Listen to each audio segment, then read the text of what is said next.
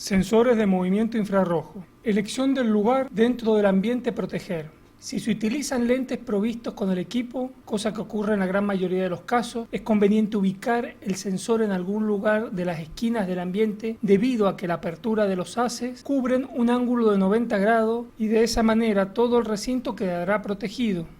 Altura de montaje. En función del área a proteger existe un rango de altura que van desde 1 metro hasta 3 metros. En los manuales se muestran las tablas que indican el alcance en función de la altura. Precauciones de instalación. No se deben montar sensores sobre fuentes de calor como hogares, estufas, debido a que las mismas pueden generar corrientes de aire por convección. Evitar instalar sensores infrarrojos frente a las ventanales, ya que las cortinas de movimiento pueden hacerles ver a los sensores importantes cambios de temperatura. Antes de fijar un sensor, asegurarse que frente al mismo no se ubicaran muebles, cortinas u otros elementos que dificulten la visión del ambiente.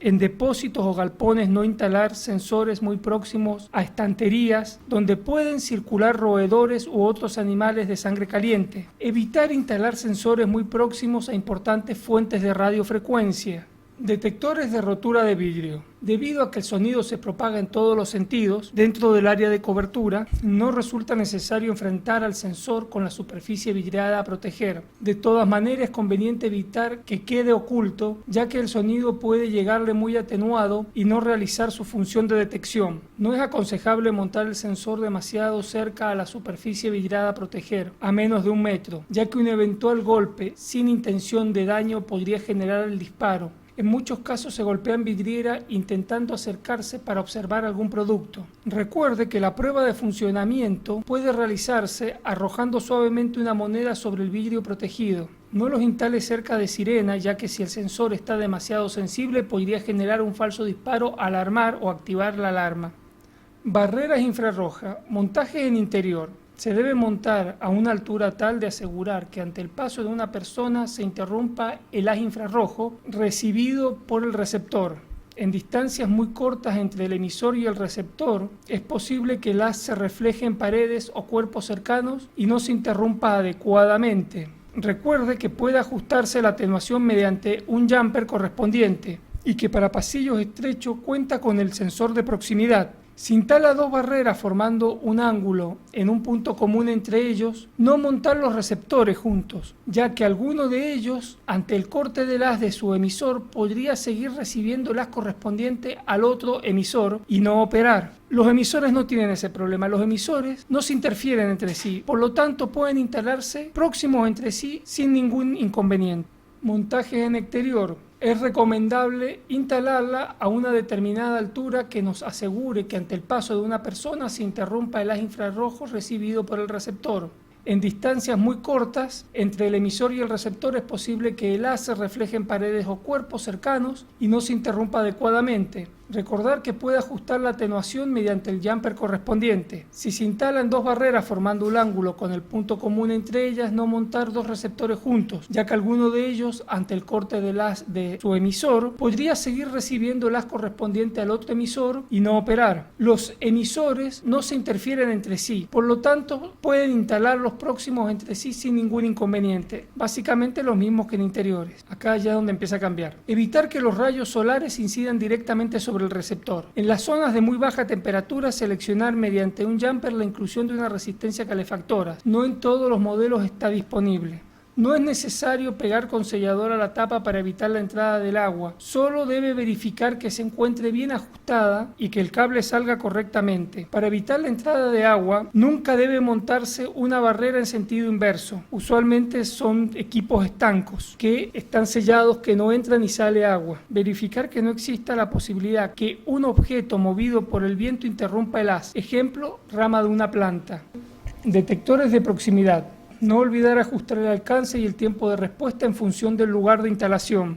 En instalaciones exteriores, tener en cuenta que aunque el equipo es inmune a la radiación solar, es aconsejable que dicha radiación no incida sobre el equipo en forma frontal, ángulo inferior a 10 grados, aunque esto jamás ocasionará ninguna falsa alarma. También se está evitando no calentar el equipo, porque en invierno puede ser que no haya problema, pero en verano las temperaturas altas afectan la electrónica. Detectores de humo. Ubíquelos en los centros geográficos del sector a proteger. Si va a instalar más de uno en un mismo ambiente, distribúyalos de manera tal que no queden áreas alejadas. En ambientes de hasta 3 metros de altura es conveniente instalarlos en el techo. En alturas mayores, caso típico de galpones o tinglados, es necesario analizar la posibilidad de instalación en puntos más bajos o eventualmente en las paredes. No instalar detectores de humo en ambientes donde se produzca humo en condiciones normales, en espacios para fumadores, ambientes con hogares, cocinas, etc. No es posible instalar este tipo de sensores. En sensores con alimentación de 12 volts de corriente continua desde la central, que se encuentren muy alejados de la misma, no resulta conveniente alimentarlos con cable de sección muy reducida, como lo es el cable telefónico. La caída de tensión a lo largo de la línea puede generar inconvenientes de funcionamiento. En general, cuando los sensores están muy alejados, el cable telefónico no es conveniente ni para alimentarlos ni para la línea de sensado. Receptores inalámbricos. Montajes de los receptores. En los casos en que la central se encuentra en algún lugar alejado de la zona de operación de entrada y salida de la propiedad, o ubicado dentro de una zona oscura de RF, o sea que no le llega señal, no existe inconveniente en desplazarlos a cualquier sitio dentro de la propiedad protegida. O sea, siempre tienen que estar cerca de la comunicación con la central. El alcance de un control remoto inalámbrico es función del lugar de instalación. A modo de ejemplo, en una zona rural, podemos lograr respuestas hasta 100 metros o más. En cambio, en lugares con más ruido eléctrico, dentro de una ciudad pueden caer por debajo de los 20 metros. Un factor muy importante es la superficie de montaje del receptor. Montado sobre una base metálica, el alcance disminuye notablemente, igual que si las paredes y techos contienen mallas metálicas, configurando lo que se conoce como una jaula de Faraday. Sería lo que tendríamos en un microondas. En este caso no dejaría que se comunique con facilidad, porque se disminuiría la radiación y sería más difícil comunicarse con la central. La correcta colocación de la antena aumenta la ganancia de la central, mejorando de manera importante la recepción. Equipos de RF de radioaficionados cercanos al receptor no generarán cambios en el estado del mismo, pero pueden bajar sensiblemente el alcance de operación, especialmente si trabajan en bandas de frecuencia cercano a los 300 MHz. O sea, no van a interferir en el funcionamiento de la alarma, pero sí va a hacer de que tengamos que acercar más los dispositivos entre sí, como ya habíamos hablado antes por la radiofrecuencia. Sirenas interiores. Buscar un lugar dentro de la propiedad de manera tal que en caso de disparo el sonido se escuche en todo el interior de la misma. En propiedades muy grandes o en áreas físicamente separadas, por ejemplo un quincho al fondo, es posible instalar más de una sirena interior. Por razones estéticas es recomendable ubicarlas en lugares ocultos. En el interior no cumplen funciones disuasivas, sin obstruir el camino de salida del sonido. No instale sirenas en lugares de alta temperatura como conductos de calefacción o salida de gases calientes de hornos o chimeneas. Evitar instalar las sirenas en ambientes de muy alta humedad, tales como baños o vestuarios. Sirenas exteriores. Identificar un lugar en el frente y contrafrente si se instala una segunda sirena que resulte visible de manera tal que cumpla con su función disuasiva, pero que no quede al alcance de potenciales intrusos. Utilizar la base o una máscara para marcar los agujeros de fijación con comodidad.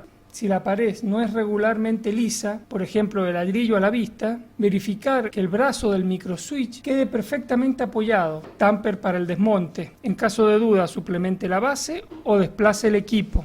Más allá que las sirenas son aptas para exteriores, en muchos casos en que es factible ubicarla debajo de aleros o salientes de frente, es conveniente hacerlo para prolongar su vida útil y su estética. Además, aquellas que cuentan con ley de indicación de activación es más sencillo poder determinar si se encuentran encendidas.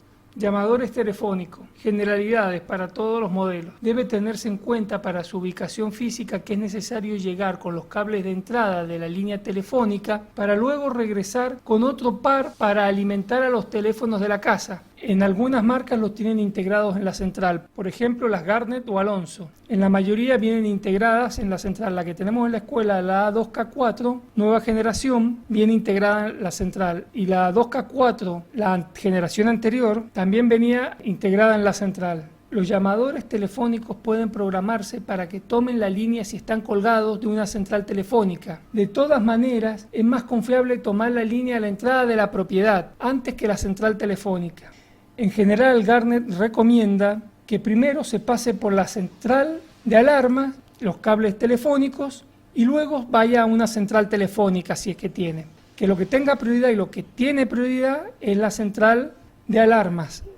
En muchas oportunidades se acomete el llamador desde una línea mediante un cable telefónico de 2 pares. Un par para llegar al equipo y otro par para retornar a la línea.